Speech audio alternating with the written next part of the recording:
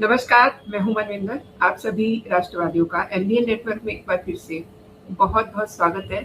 और बंगाल में ममता का शासन खत्म हो चुका है, लेकिन ममता बनर्जी और अभिषेक बनर्जी, उनकी चर्चा अभी खत्म नहीं हो रही है। अब देखिए, नंदीग्राम से जो हुमायूं की पार्टी से खड़े हुए थे, एक कैंडिडेट है, उन्होंने ये खुलासा किया है कि ममता को, शुभेंदु अधिकारी को हराने के लिए बांग्लादेश से 100 करोड़ रुपए आया। अब ऐसी तमाम सारी चीजें खुल के आ रही हैं, कई पुराने केसेस निकल के आ रहे हैं।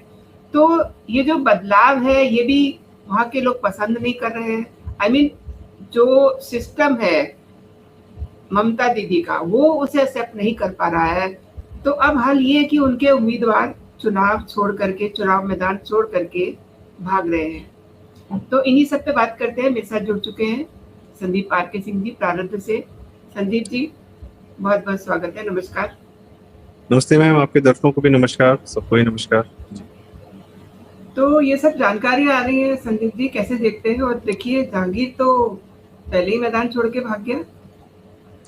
ये तो सबसे अच्छी खबर है जो आज सुनने को मिली है। और ये मैदान छोड़ के नहीं भागा, इसको पता था कि अगर इसने चुनाव लड़ा तो एक्चुअल रिजल्ट्स जो होते हैं, तो जनता ये फिर कितने वोटों से हारेगा, तो इसका रहा सा। देखिए, चुनाव में हार जाना एक अपने आप में एक ऐसी सच सामने आ जाता है। बेइज्जती तो होती ही है, सच सामने आ जाता है।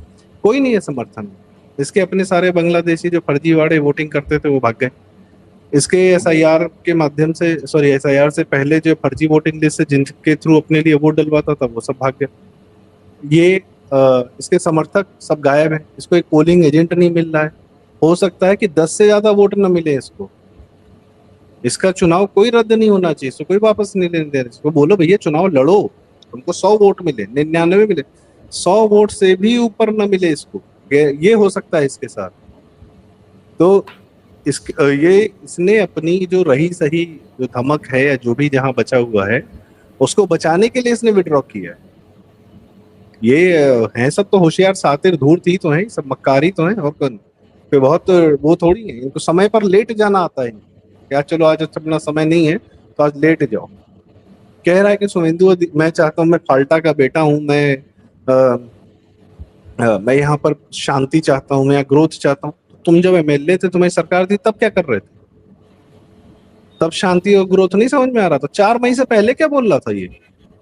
यहाँ इसकी इलेक्शन स्पीचेस क्या थी? मैं पुष्पा हूँ, मैं इधर से काट दूंगा, मैं मार दूंगा, महिलाओं को घर पे भेज दें। ये इलेक्शन स्पीचेस थी? ये शांति और विकास की बात कर रहा था? ये इसको बिठाना चाहिए सामने पोलिंग बूथ के आगे इसके, और लोग जाएं, इसको देखें, फिर अंदर जाके जिसको वोट देना है दें। तो इसका जो है वो होना चाहिए, क्या कहते हैं, इलेक्शन कैंपेन में सब पूरे फाल्टा में, विधानसभा में इसके पोस्टर चिपक जाने चाहिए।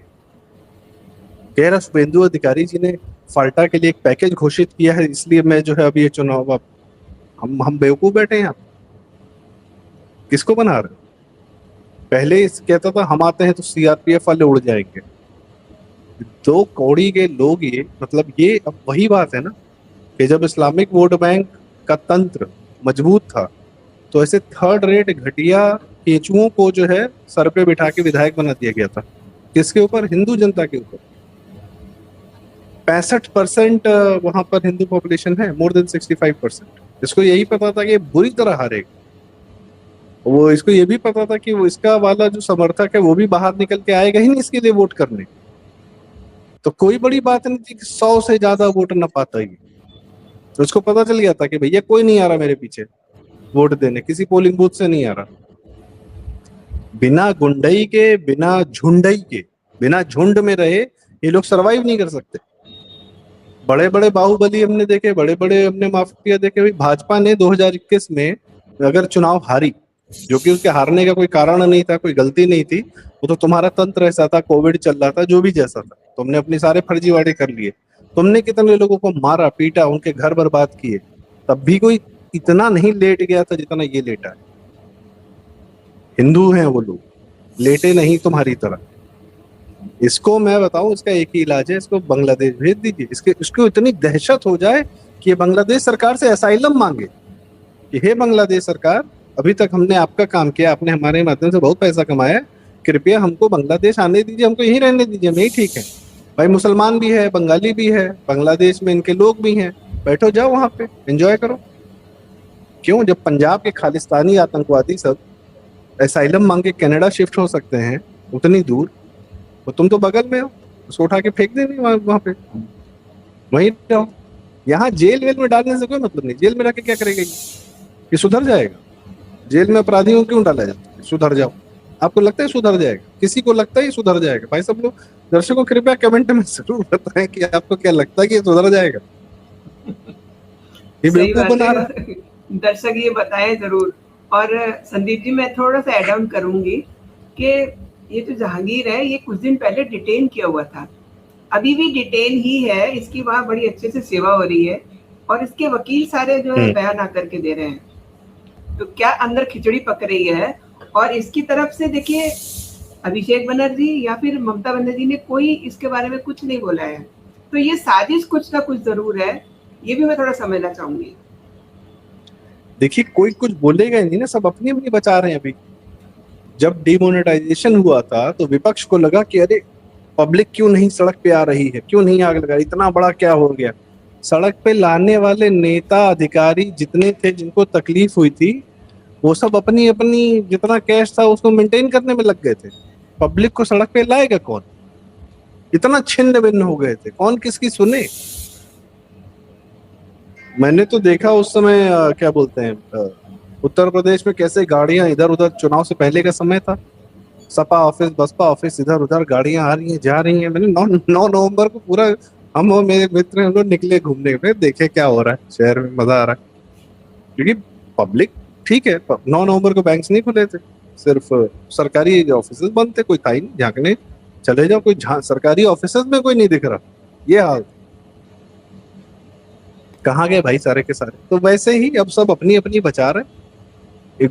कौन इसको बचाएगा? छिन्न भिन्न हो गया तृणमूल, जैसे वाकई में ताश के पत्तों का घर। तो ये इनका जो इस्लामिक तंत्र होता है वो पूर्ण रूप से बहुत ठोक पीट के बना, और सबके सब बहुत ही कायर लोग होते हैं। झुंड में सिर्फ और सिर्फ निरीह और जिन लोग को कोई रक्षा करने वाला नहीं, उन पर ही अत्याचार करना होता है। सीआरपीएफ जब आई थी चुनाव के समय में, तो ममता बनर्जी सीएम थी, सीआरपीएफ से लड़ लेते। अब भाई बहुत बड़े दबंग थे, तुम्हारी सरकार भी चल रही थी, तुमको बांग्लादेश में मिलना था, वहां की आर्मी का तुमको बहुत बड़ा समर्थन मिल रहा था, लड़ लेते सीआरपीएफ से, उसी से झगड़ा कर लेते। अजय पाल शर्मा जी जब तुम्हारे घर आए थे तो क्यों सबको बोल दिया था कि अरे कोई मत बताना मैं कहाँ रहता हूँ? तब तो तेरी सरकार थी भाई, तब भी लड़ लेता।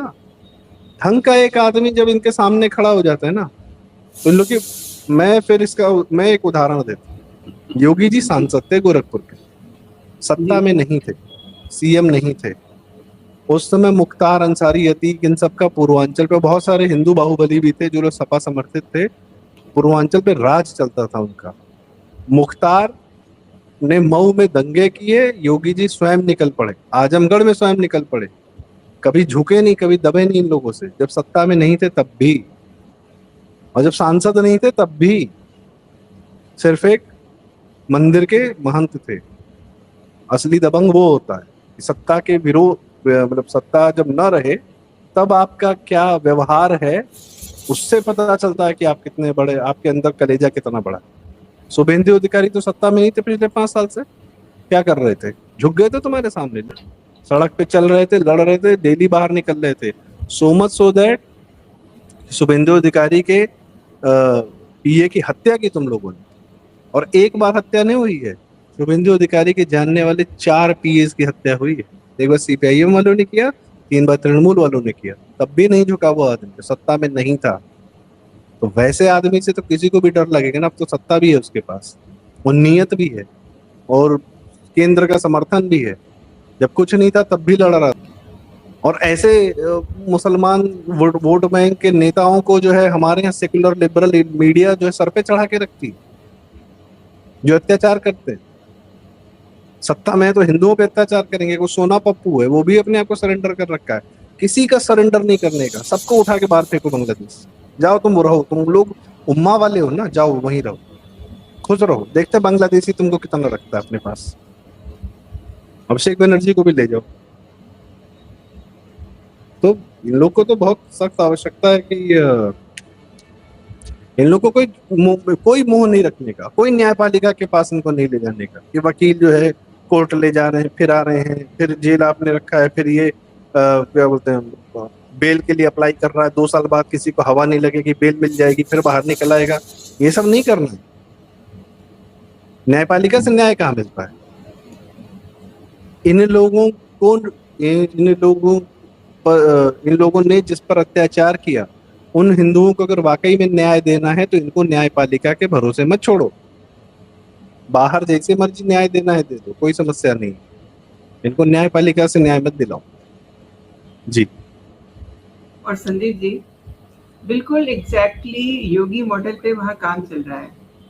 और मुझे वो सीन याद आता, आपको भी ध्यान होगा, जिस समय शपथ ली थी शुभेंदु अधिकारी ने, उस समय योगी जी से झुक करके उन्होंने आशीर्वाद दिया था और उन्होंने अपना जो गमछा था गोरखनाथ पीठ वाला वो उनको पहनाया था। तो क्यों नहीं वो वैसा काम करेंगे जिस तरीके से हमारे योगी जी कर रहे हैं उत्तर प्रदेश में। मैम एग्जिस्टिंग मॉडल्स हैं, ठीक वही मॉडल है। नमाज सड़क पर नहीं होगी तो नहीं होगी। और देखिए बुलडोजर, आज की तारीख में वहां जो भी जा रहे हैं बता रहे हैं कि हावड़ा स्टेशन का क्या हाल है, सियालदा स्टेशन का क्या हाल है, बिल्कुल क्लीन एकदम। एनक्रोचमेंट कहीं भी दिखाई नहीं दे रहा है। उन बांग्लादेशियों को पाला तो इसीलिए जा रहा था ना कि वो आके वोट देते, वो खड़े होकर वोट देते, इसीलिए पाला जाता था उनको। अब वो किस काम के हैं, तो क्यों पालेगा कोई? और अब तो सत्ता भी नहीं है कि पैसा उठा के सरकार का उठा के इनको दे दो, मौलानाओं को तनख्वाह दे दो। सब बंद कर दिया सुरेंद्र जी ने। मौलानाओं को पैसे दे रहे थे, ये 3,000 करोड़ रुपए 10 साल में बांट दिया मौलानाओं को। ना सिर्फ मौलानाओं को, मस्जिदों के चपरासियों को भी पैसा दिया ममता बनर्जी कि वहां जो सेवा करता है उसको पैसा। बहुत बहुत बड़ा बजट था उसके लिए। अब वो सब बंद हो गया है। एंड थोड़ी सी बात करते हैं अभिषेक बनर्जी की। उनको भी नोटिस थमाया गया है। उनके यहाँ भी हम सुनेंगे जब सुबह उठेंगे कि उनके यहाँ बुलडोजर चल गया है।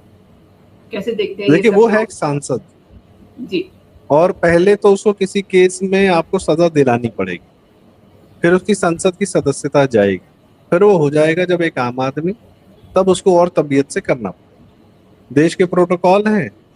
अभी तो फिलहाल सांसद है ही है, या तो ये हो कि अपनी सांसदी छोड़े, माफी मांगे, लेकिन ये अभी उम्मीद कम लगती है। क्या हो सकता है कि ममता बनर्जी कहें। अब तो क्या है कि ये लोग लोकसभा का या विधानसभा का चुनाव जीतने की भी उसमें नहीं है ना। ये लोग कहाँ जाएंगे, कहाँ से लड़ोगे, कहाँ से जीतोगे? मुसलमान वोट बैंक ने जितना इनका इस्तेमाल करना था कर लिया। इनको लगता था ये मुसलमान वोट बैंक का इस्तेमाल कर रहे हैं, अरे वो तुम्हारा इस्तेमाल कर रहा था, कर लिया, हो गया उसका काम। अब तुम लोगों को छोड़ देगा। और ये हर उस नेता का यही अंत है जिसने मुसलमान वोट बैंक का सहारा लिया। उसको अंत में मुसलमान वोट बैंक कैसे उठा के फेंक देते, तो तुम्हारा काम हो गया, भगो यहाँ से। तो पॉइंट इज कि ये इस लायक नहीं है ये लोग कि इनको रत्ती भर भी जो है किसी भी प्रकार का मोह या प्रोसीजर या कुछ भी किया जाए। The sooner the better. जितनी जल्दी इन लोग का हिसाब किताब हो जाए उतना अच्छा। हाँ, इतना तगड़ा हिसाब किताब हो जाए कि हम लोग का भी मन भर जाए कि हाँ ठीक है अब हो गया, छोड़ो, इनसे बात नहीं करनी।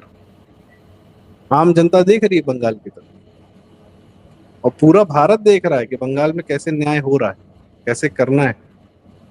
जी, न्याय तो देख रहे हैं, लेकिन लोगों को पता ही अब चल रहा है कि वहाँ हो क्या रहा था, किस तरीके से वहाँ हिंदू अपना जीवन यापन कर रहा था। जो सोशल मीडिया पे आप भी देख रहे हैं किस तरीके से लोग रो रहे हैं, खुशी में उनके आंसू निकल रहे हैं, किस तरीके से उनको दबा के रखा हुआ था, वो कुचले पड़े थे। अब वो एक खुली, कहते हैं ना, खुली हवा में सांस ले रहे हैं। तो they are feeling like that. नहीं बिल्कुल, इसमें कोई शंका ही नहीं है कि, और ये दिल्ली मीडिया का इसमें बहुत बड़ा योगदान है कि ये पूरी गंदगी ममता बनर्जी की उसने छिपा कर रखी, टीएमसी की। और आज भी बैठे हुए दिल्ली मीडिया में बैठ के ये कह रहे हैं, वहाँ दिल्ली मीडिया में ऐसे लोग बैठे हुए हैं जो इनको बांग्लादेश के हिंदू मरने से कोई फर्क ही नहीं पड़ता। आज बंगाल में ममता हार गई तो सुप्रीम कोर्ट को दोष दे रहे हैं, ज्ञानेश जी को दोष दे रहे हैं, ईसीआई को दोष दे रहे हैं, जब एक्चुअली लोकतंत्र वहां पर स्टैब्लिश हुआ, हिंदुओं को वोट देने का अधिकार मिला, तब दिल्ली के मीडिया के आज भी बड़े बड़े एडिटर और एंकर हैं जो कह रहे हैं कि ये गलत हो गया यार, ये नहीं होना चाहिए था। ममता एकमात्र विपक्ष थी। विपक्ष में कहाँ थी यार, वो 15 साल से सत्ता में थी। विपक्ष में भाजपा थी, वहां पे ममता कौन सी विपक्ष में थी? इस शब्दों के साथ इतना गंदा खेलते हैं ये लोग। ममता विपक्ष में है, ममता विपक्ष में। अरे वो मुख्यमंत्री सत्ता में अपने लोगों की हत्याएं करवा रही है, स्टेट स्पॉन्सर्ड टेररिज्म करवा रही है। वो जो है वो मासूम हो गई है, और जो लोग लड़ रहे हैं जमीन पर, जिनके घरों में रेप हो रहे हैं, वो लोग जो है क्या कहते हैं, उन पर तुम्हारी कोई न दया न ममता। और अब कह रहे हो बंगाल में ह्यूमन राइट्स वायलेशन हो रहा है। अच्छा, अब तक हिंदू मारे जा रहे थे तो कोई ह्यूमन राइट्स वायलेशन नहीं था। अब ह्यूमन राइट नाम का शब्द आ गया है बंगाल के लिए, पहले नहीं आ रहा था। 15 साल से ये शब्द कहाँ था? ह्यूमन राइट्स वायलेशन बहुत सुना हम लोगों ने, बंगाल के संदर्भ में नहीं सुना हमने। कौन इसकी जिम्मेदारी किसकी थी? दिल्ली मीडिया की थी। अब तो समय आ गया है मनिंदर जी, दिल्ली मीडिया का कॉलर पकड़ के इनसे भी सवाल पूछे जाए कि तुम लोग इतने घटिया कैसे हो गए। तुम्हारे माँ बाप से पूछा जाए कि क्या खा के पैदा किया इन सबको, क्या खा के पाला पोसा इनको। सवाल पूछेंगे ये, सवाल पूछने का पता नहीं कहाँ से सर्टिफिकेट लिखवा के लाए कि हम ही पूछेंगे और कोई नहीं पूछेगा।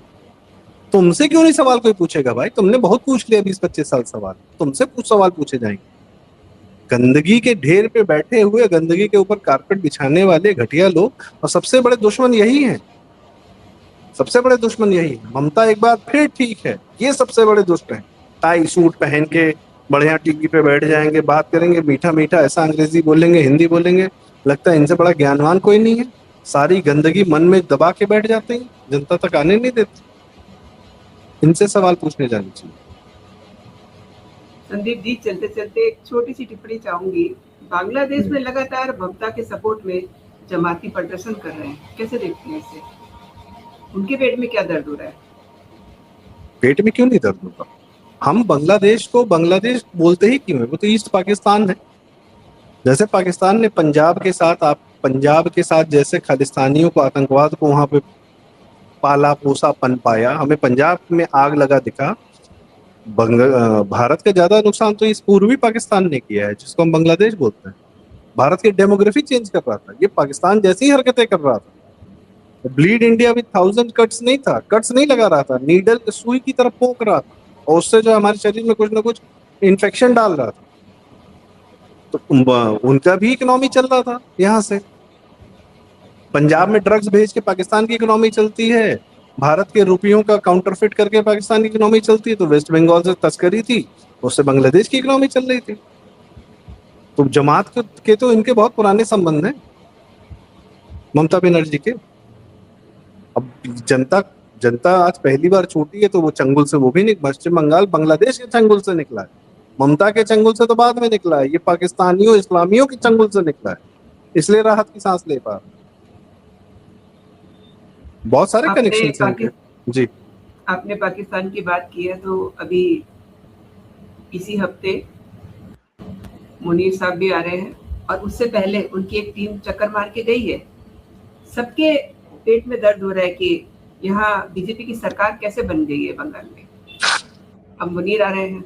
बीजेपी की सरकार भारत देश के एक प्रदेश में बनी है, तुमसे क्या मतलब है बे? तुमसे क्या मतलब? तुम्हारे कौन से तार जुड़े हुए हैं? काट तो रखे हो पाकिस्तान और बांग्लादेश, तुम्हारी क्यों चूल्हे हिल रही?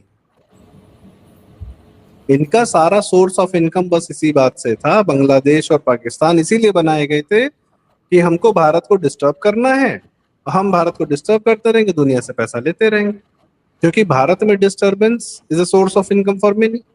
भारत की इकोनॉमी डिस्टर्ब रहे, भारत से लोग निकले, भारत से लोग निकल के अमेरिका चले जाएं, वहाँ सीईओ हो जाएं, यहाँ काम न करें, वहां चले जाएं, इसमें बहुत लोग का इंटरेस्ट। भारत की इकोनॉमी जो है डिपेंडेंट रहे दुनिया पर, बहुत लोग का इंटरेस्ट।